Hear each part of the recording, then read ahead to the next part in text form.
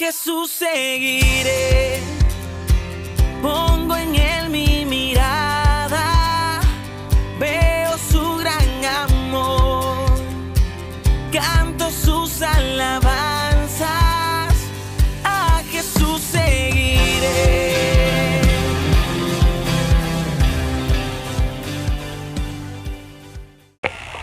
¿Qué tal, hermanos? Muy buenos días. Bienvenidos a otro martes más juntos en nuestro tiempo con Dios.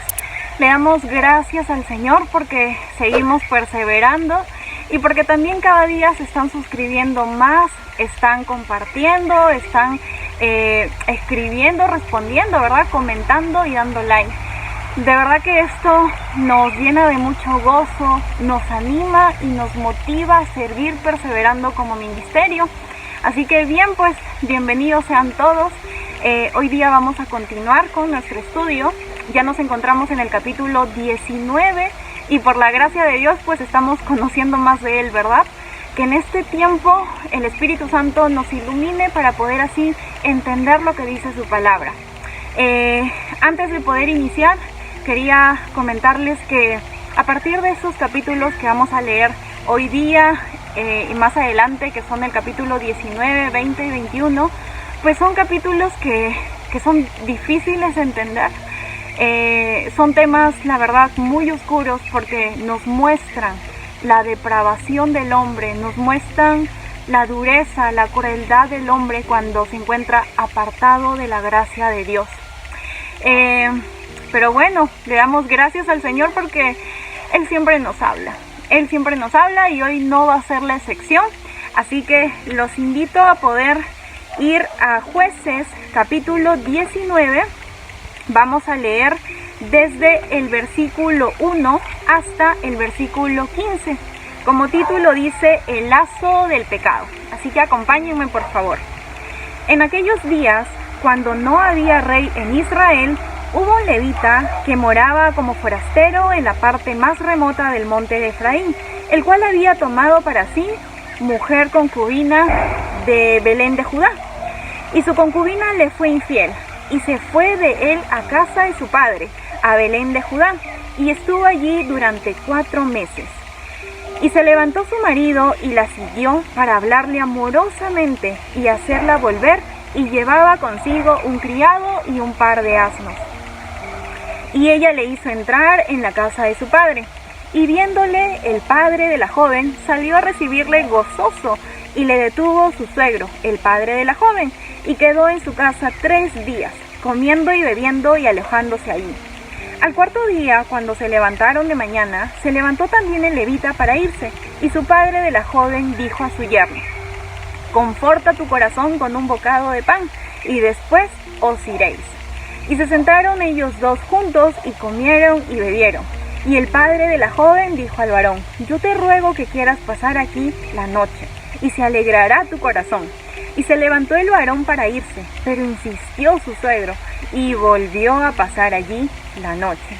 Al 5.º día, levantándose de mañana para irse, le dijo el padre de la joven: conforta ahora tu corazón, y aguarda que decline el día. Y comieron ambos juntos.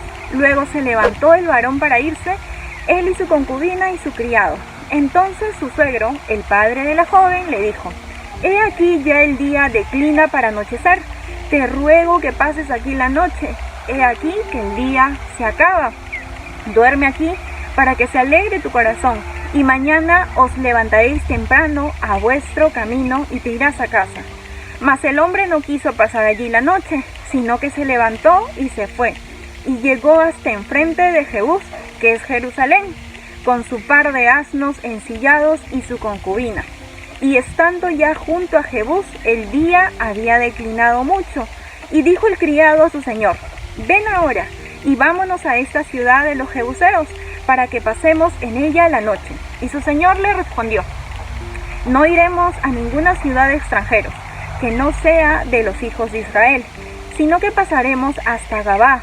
Y dijo a su criado: ven, sigamos hasta uno de esos lugares para pasar la noche en Gabá o en Ramá.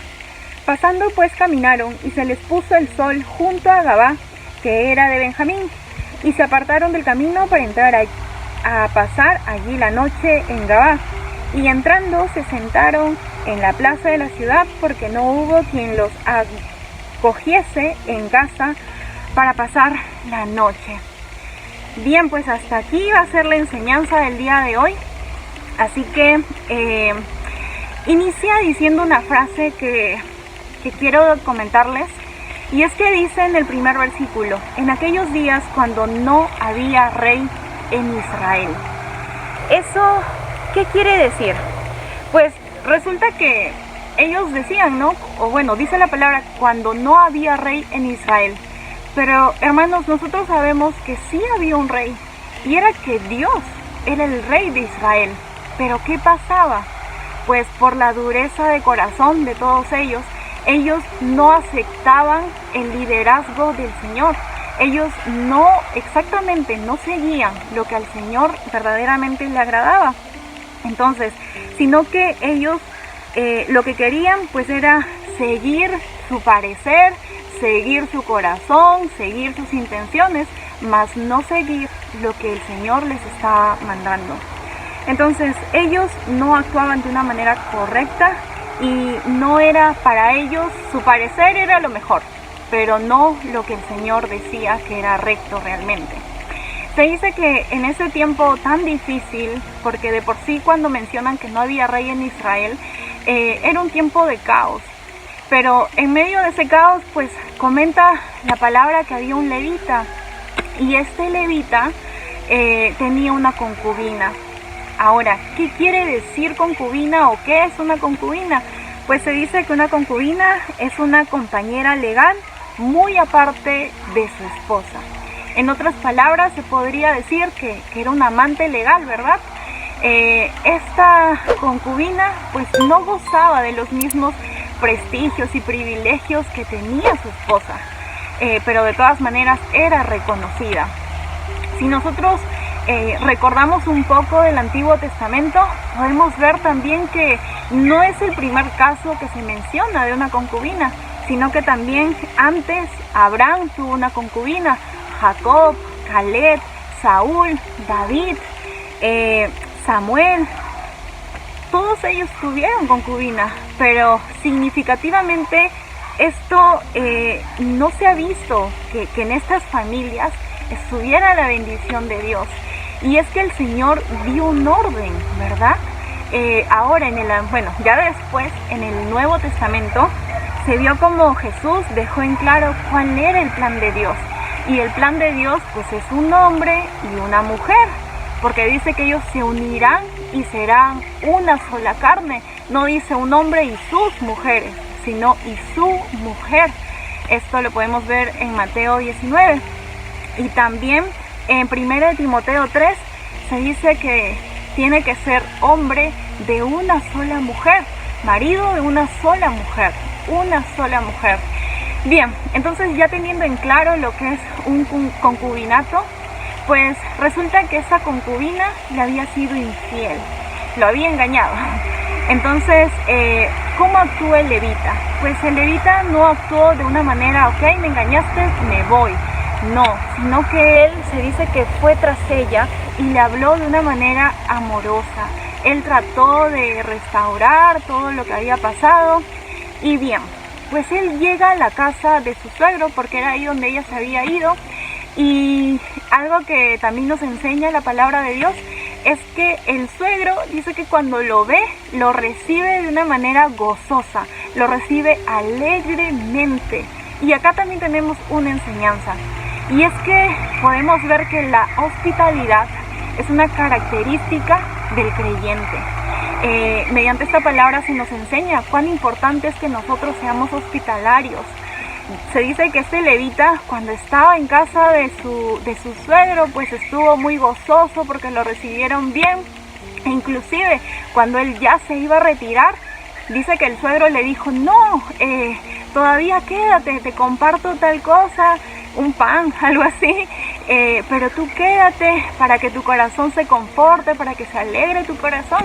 Entonces no lo dejaba ir y lo tenía bien atendido, y al día siguiente pasaba lo mismo hasta el quinto día que él ya se tuvo que ir, ¿verdad?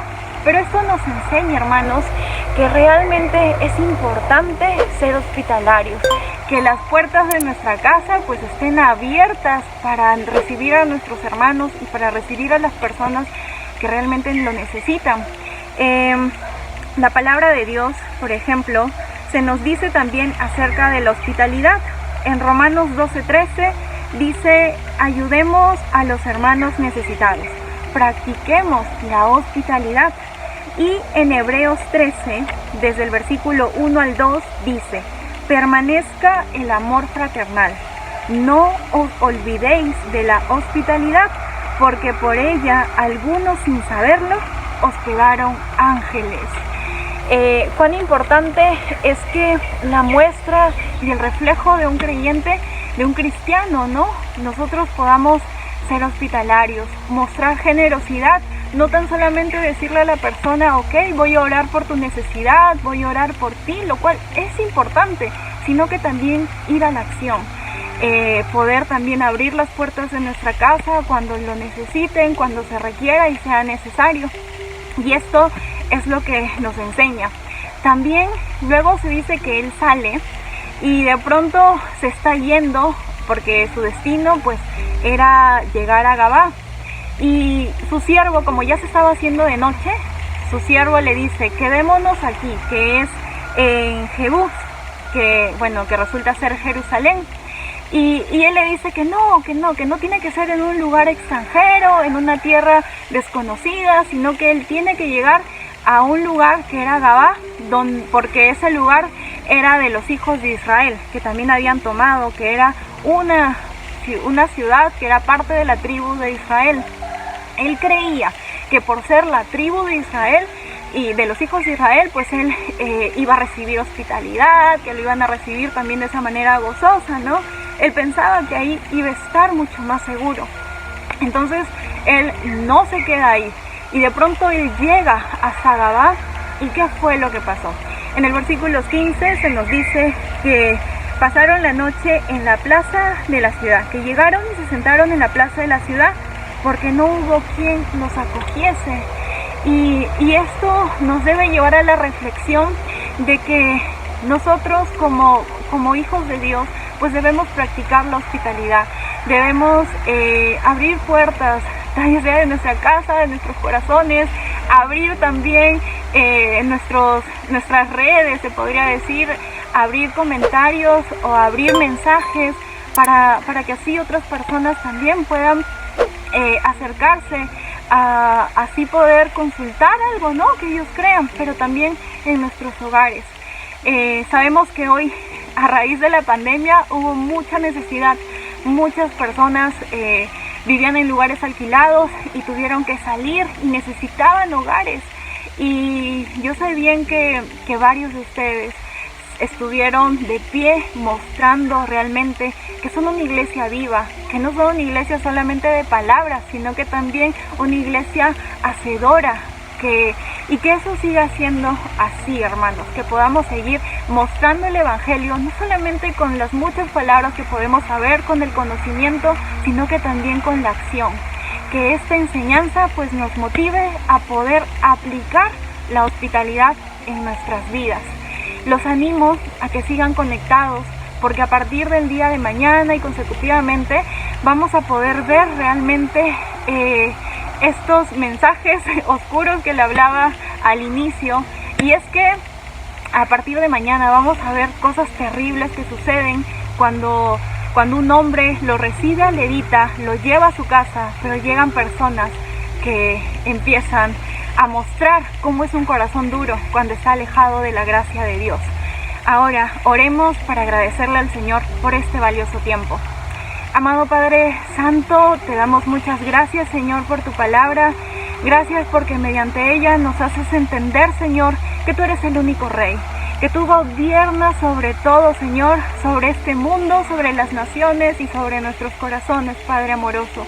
Oh Señor, te rogamos que mediante esta palabra nuestros corazones sean estimulados, Señor, a poder reflejarte a ti, a poder reflejar hospitalidad, a poder reflejar generosidad, Señor, así como eres tú, Jesús.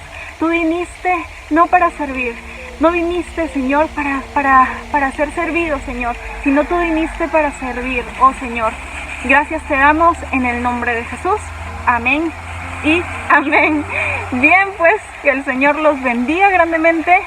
Gracia y paz para todos. Recuerden que este tiempo es un complemento de su tiempo con Dios. No termine su día si no ha terminado su tiempo con Dios. A Jesús seguiré, pongo en él